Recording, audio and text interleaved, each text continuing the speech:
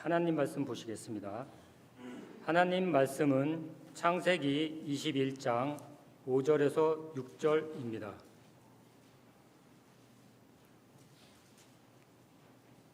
창세기 21장 5절에서 6절입니다. 말씀은 제가 봉독하겠습니다. 아브라함이 그의 아들 이삭이 그에게 태어날 때 백세라 사라가 이르되 하나님이 나를 웃게 하시니 듣는 자가 다 나와 함께 웃으리로다. 아멘. 목사님 나오셔서 웃게 하시는 하나님이란 제목으로 말씀 전하실 때 큰 은혜 받으시기 바랍니다. 아멘. 잘생겼는지 못생겼는지 이런 거 잘 모르겠고, 외국인들을 보면 그런데 외국인들이 동양인을 봐도 그렇겠죠, 그렇죠? 나이를 가늠하기 어렵습니다. 그런데 외국인이 동양인들 중에 대표적인 세 개 나라가 있는데 한국, 일본, 중국입니다. 이 세 개 나라의 남자들 중에 한국 남자를 구별해내는 방법이 있다 그래요. 그러니까는 중국 사람이 있고 일본 사람이 있고 한국 사람이 있는데 그 중에 저건 한국 남자다 이렇게 구분해낼 수 있는 방법이 두 가지가 있는데 한 가지는 화장실에 갔다가 오는 걸 보면 알 수 있답니다. 한국 남자들은요 화장실에 가면서부터 시작한대요. 이렇게 푸르고 막 이렇게 준비하고 또 화장실에 들어갔다가 나오면서 다 정리를 잘하고 나오면 되는데 나오면서 막 올리고 잠그고 막 이러면 나온다는 거예요. 한국 남자들이 왜 그렇겠어요? 성격이 급한 거예요. 그래서 저렇게 하면은 한국 남자가 틀림없다 이렇게 구별해낸다 그럽니다.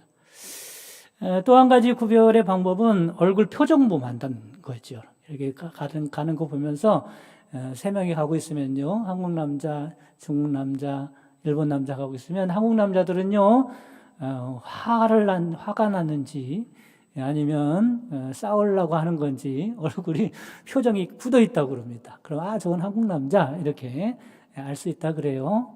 여러분 옆에 사람들 좀 쳐다보세요. 한국 사람 맞나요? 한국 사람들 표정이 별로 없어요. 그래서 그 표정을 보고 한국 남자를 구분해낸다고 그럽니다. 그런데 여러분 웃는 얼굴이 참 찾기가 어렵죠. 우리나라에서는 그렇습니다. 그런데 웃는 것이 참 좋습니다. 우리나라에서는요 웃으면 뭐라 그래요? 복이 온다. 맞아요, 그죠? 웃으면 복이 어디서 많이 듣던 얘기인데 웃으면 복이 와요 이렇게 말하죠. 근데 웃는 표정들이 절망 없습니다. 지나가다가 누구를 보고 이렇게 방긋 웃으면 뭐라 그래요? 저 이상하네 이런단 말이에요. 우리나라의 그런 문화가 그렇습니다. 근데 여러분 사람과 동물을 구별하는데 여러 가지 방법이 있는데 그 중에 하나가 뭔지 아세요? 웃는 거랍니다. 웃는 거. 동물들은 웃을 줄을 모르죠. 근데 사람들만 웃을 줄 압니다. 동물과 사람을 이렇게 비교할 때 그렇습니다. 이처럼 하나님은 사람에게 특권을 주셨는데 어떤 특권을 주셨느냐면 웃을 수 있는 특권을 주셨습니다. 여러분 이 특권을 잘 사용하며 살아가는 여러분 되시길 바랍니다. 그런데 문제는 우리가 이 땅에 살면서 어때요? 여러 가지 문제나 상황이나 여러 가지 어려운 일이나 이런 것을 만나면서 웃음을 잃어버렸다는 게 문제죠. 그럼에도 불구하고 하나님은 우리에게 웃음을 선물해 주기를 원하시는 하나님이신 줄 믿으시기를 바랍니다. 하나님의 우리에게 주고 싶은 것은 웃음이라는 것. 오늘 본문에서 만나는 하나님도 바로 웃게 하시는 하나님이다라고 하는 거죠. 따라서 웃게 하시는 하나님. 우리 하나님은 웃게 하시는 하나님인 줄 믿으시기를 바랍니다. 바라기는 오늘 이 시간에 웃게 하시는 하나님을 여러분도 만나기를 간절히 바랍니다. 오늘 본문에는 아브라함이 100세, 사라가 90세 아들을 낳았죠. 이름을 뭐라 하겠어요? 이삭이라고 했어요. 이삭이라는 말은 웃다 이런 뜻을 가지고 있어요. 웃다. 이름을 이렇게 진 것은 사라가 이삭을 보면서 뭐가 터졌어요? 웃음이 터졌어요. 웃게 했어요. 너무나 신기한 거예요. 나이가 몇 살이에요? 90살. 그렇죠? 아빠의 나이는 100살. 근데 하나님이요 이삭을 주셔서 웃게 하셨다라고 그렇게 고백하고 있습니다. 6절에 그렇게 말씀하죠. 사라가 이르되 하나님이 나를 웃게 하시니 듣는 자가 다 나와 함께 웃으리로다. 할렐루야. 이처럼 하나님은 결국 웃게 하시는 하나님이시다라고 하는 거죠. 그러나 아브라함과 사라는 처음부터 웃었던 것은 아닙니다. 왜냐하면 아브라함이 100세가 될 때까지 기다리다가 너무 지쳤어요. 아들이 태어나지 않았습니다. 하나님의 명령을 따라서 고향을 떠났습니다. 하나님께서 그들에게 약속하셨어요. 큰 민족을 이루게 하고 지극히 창대하게 하리라고 약속을 하셨는데 그 약속을 붙들고 떠났는데 약속이 이루어지지 않는 것. 아들이 태어나지 않는 겁니다.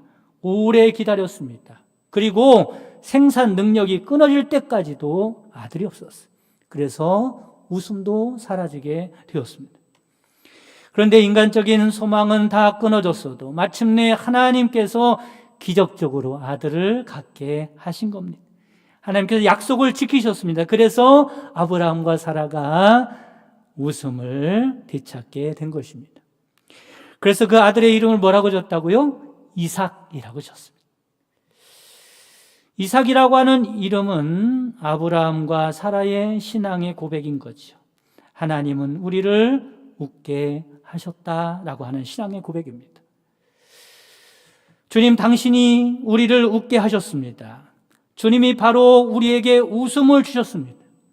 내 슬픔과 괴로움과 부끄러움을 받고 웃음이 되게 하셨습니다. 라고 하는 신앙의 고백이 이 안에 담겨 있는 것입니다. 사랑하는 성도 여러분, 이 신앙의 고백이 여러분의 신앙의 고백이 되시기를 주님의 이름으로 축복합니다. 여러분, 그렇습니다. 하나님은 우리의 고장난 웃음 보따리를 치료하시는 분임을 믿으시기를 바랍니다. 따라 뵙겠습니다. 웃음 보따리를 치료하시는 하나님.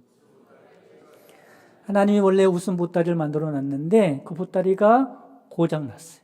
병들었어요. 웃지를 못하네. 근데 하나님은 우리의 웃음 보따리를 치료하시는 하나님이신 줄 믿으시기를 바랍니다. 하나님 원래 이 세상을 웃음이 가득한 세상으로 만들었어요. 그래서 하나님께서 이 세상을 만드시고 난 다음에 뭐라고 말씀하세요? 보기에 좋았더라 말씀합니다. 보기에 힘이 좋았더라. 하나님이 감탄을 하십니다. 하나님이 만드신 세계는 질서가 있고 기쁨이 있고 행복이 있는 세계였습니다. 그야말로 웃음이 가득한 세상으로 만들었어요. 아담과 하와도 만족하고 기쁨으로 행복하게 웃음이 가득한 삶을 살았어요. 그런데 불행하게도 인간이 죄를 범하여 하나님과의 관계가 끊어졌습니다. 그때부터 불행한 삶을 살 수밖에 없었습니다. 웃음을 잃어버리게 되었어요. 하나님의 은혜가 사라졌고 모든 것은 자신의 힘으로만 해야 했습니다. 그동안은 하나님의 은혜로 살았는데 하나님께서 도와주셨는데 하나님이 함께 하셨는데 이제는 죄 때문에 하나님과의 관계가 끊어졌고 자기의 힘으로 모든 일을 다 해야만 했습니다. 자기가 다 책임을 져야만 했어요. 그렇기 때문에 걱정하고 염려가 생겼습니다. 살기가 너무 힘들죠. 두려움과 불안이 마음에 가득했습니다. 그러므로 얼굴에서는 더 이상 웃음을 찾아보기가 어렵게 되었어요. 그래서 예수님이 오신 것은 왜 예수님께서 이 땅에 오셨습니까? 웃음을 찾게 하기 위하여 오신 줄 믿으시기를 바랍니다. 인생의 문제를 해결해 주시고 다시 웃음을 찾게 하기 위하여 예수님께서 이 땅에 오신 줄 믿으시기를 바랍니다. 그러므로 구원받은 사람들의 특징이 뭐냐면 웃는 사람들이에요. 그래서 웃는 사람들. 옆 사람 좀 쳐다보세요. 다시. 그리스도인들이 맞나요? 웃는 사람들. 여러분, 웃는 사람들이 되시기를 간절히 바랍니다. 교회도 그래서 웃음으로 가득해 하는 거예요. 바라기는 우리 교회가 웃음으로 가득한 교회가 되기를 바랍니다. 행복이 가득한 교회가 되기를 바랍니다. 교회에 웃음이 가득한 것은 특별한 일이 아닙니다. 이상한 것이 아닙니다. 웃음으로 가득한 것은 당연한 일이죠. 정상입니다. 오히려 웃음이 없는 교회는 참으로 이상한 교회예요. 여러분, 우리 교회가 정상을 되찾기를 바랍니다. 웃음이 가득한 교회가 되기를 바랍니다. 여러분, 그렇습니다. 그리스도는 바로 우리의 기쁨입니다. 우리의 웃음입니다. 우리의 행복입니다. 오늘 이 시간에 말씀으로 찾아오시는 주님을 만나시고 기쁨과 웃음이 회복되는 복이 있기를 주님의 이름으로 축원합니다. 그러면 믿음의 사람들이 어떻게 웃는 사람이 될 수 있을까? 결론부터 말씀을 드리면 하나님의 약속을 굳게 붙들고 믿음으로 살아가는 여러분 되시기 바랍니다. 어떻게 살으라고요? 하나님의 말씀을 굳게 붙들고 믿음으로 살아가면 웃음의 사람이 될 수가 있는 겁니다.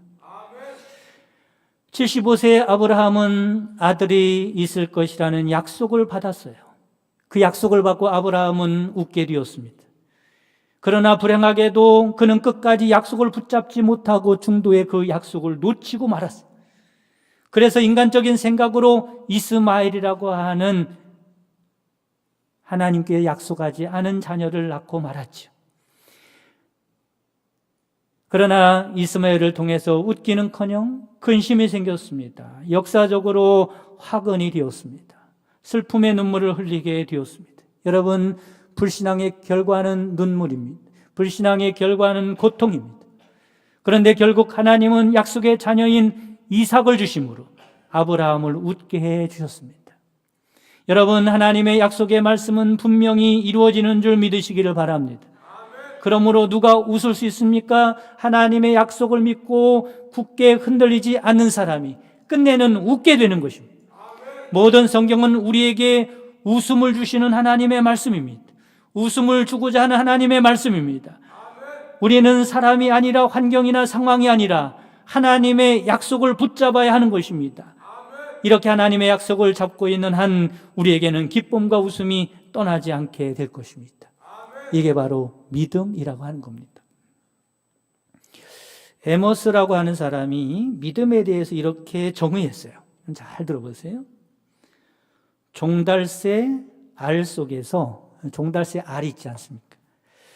종달새가 노래하는 소리를 듣는 것이 믿음이다, 이렇게 말했어요. 참 멋있는 말이죠. 종달새 알인데 아직은 종달새가 이렇게 나오지 않았어요. 그냥 알 속에 그냥 생명체로 있는데 그 종달새 알을 보면서 종달새가 노래하는 소리를 듣는 것이 믿음이라는 거예요. 미리 보고 듣는 거라는 거죠. 말씀도 마찬가지입니다. 하나님의 말씀이 마치 종달새의 알과 같은 거예요.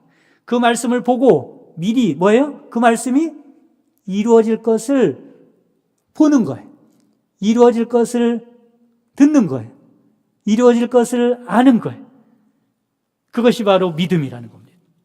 여러분, 기다리는 하나님의 약속이 아직 이루어지지 않았어도 이미 이루어진 것 같이 미리 기뻐하고 살아가는 여러분 되시기를 바랍니다. 이게 뭐예요? 믿음이라는 거예요. 왜 그렇습니까? 하나님의 말씀은 틀림없이 모두 다 이루어지기 때문에 그렇습니다. 지금은 울고 있지만 주님이 미래에 주실 그 귀한 웃음을 기억하고 미리 웃어버리는 겁니다. 그게 믿음이에요. 지금 고통 속에 있지만 주님이 앞으로 주실 영광을 믿으며 미리 웃는 것입니다. 그게 믿음이에요. 사실 우리가 상황에 따라서 웃으려고 한다면 웃을 일이 뭐가 있겠습니까? 그러나 하나님이 나를 위하여 앞으로 이루실 약속들이 수만 가지가 아닙니까? 그 약속을 붙들고 믿음으로 이루어진 것을 미리 보고 웃는다면 그게 바로 믿음입니다. 다음은 하나님의 은혜로 웃을 수 있었던 아브라함과 사라는 그들만 웃은 것이 아니라, 그들의 웃음에서 끝난 것이 아니라 한 단계 더 나가서 다른 사람을 웃게 한 줄 믿으시기를 바랍니다. 그러니까 웃음을 전염시킨 거죠. 6절에 보면 사라가 이르되 하나님이 나를 웃게 하시니 듣는 자가 다 나와 함께 웃으리로다 말씀합니다. 이게 무슨 말씀입니까? 자기들만 웃은 것이 아니라 함께 웃게 되었다, 다른 사람을 웃게 했다라고 하는 말씀이죠. 여러분, 그렇습니다. 하나님께서 주시는 웃음은 전염성이 있는 줄 믿으시기를 바랍니다.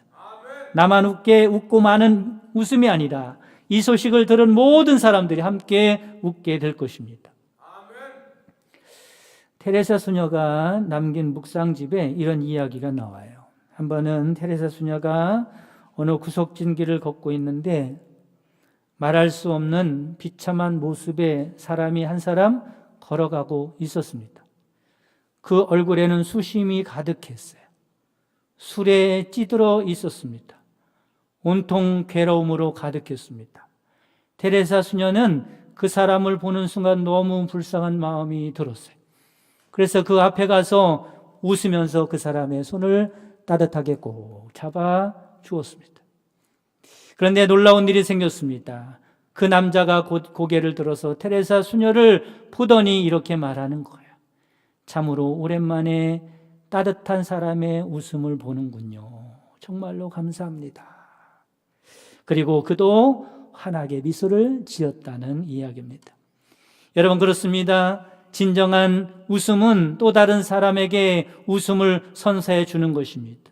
진정한 기쁨을 가진 성도는 옆에 있는 사람들에게 기쁨을 전달할 수 있는 것입니다. 여러분, 우리가 사는 이 세상은 극히 괴로움을 주는 사람으로 온통 가득합니다. 다른 사람에게 고통을 주는 사람들이 얼마나 많은지 모릅니다. 주님은 우리가 이런 세상 속에서 기쁨을 주고 웃음을 줄 수 있는 웃음의 전달자로 살아가기를 원하십니다. 행복의 전달자로 살아가기를 원하십니다. 수많은 고통의 사람들에게 들어가서 기쁨과 웃음을 선포하는 복된 웃음의 사신이 되기를 원합니다. 여러분을 통해서 여러분의 모든 사람들이, 주위 사람들이 웃는 은혜가 있기를 주님의 이름으로 축복합니다.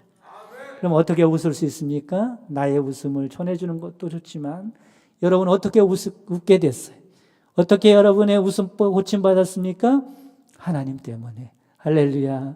하나님을 만나서 내가 평화롭게 됐고, 내가 행복하게 됐고, 내가 기쁘게 됐습니다. 여러분, 하나님을 증거하며 살아가는 여러분 되시기를 간절히 바랍니다. 바라기는 여러분의 삶 가운데 하나님이 주시는 웃음으로 가득하기를 주님의 이름으로 축복합니다. 그리고 여러분의 웃음을, 여러분의 행복을 이웃에게 전하며 살아갈 수 있는 전도자로 살아가시기를 주님의 이름으로 축복합니다. 다 같이 주기도문 하심으로 곽인선 목장 주간 예배를 모두 마치겠습니다. 하늘에 계신 우리 아버지여, 이름이 거룩히 여김을 받으시오며 나라가 임하시며 뜻이 하늘에서 이루어진 것 같이 땅에서도 이루어지이다. 오늘 우리에게 일용할 양식을 주옵시고 우리가 우리에게 죄 지은 자를 사하여 준 것 같이 우리의 죄를 사하여 주시고 우리를 시험에 들지 하시고 다만 악에서 구하옵소서. 나라와 권세와 영광이 아버지께 영원히 있사옵나이다. 아멘.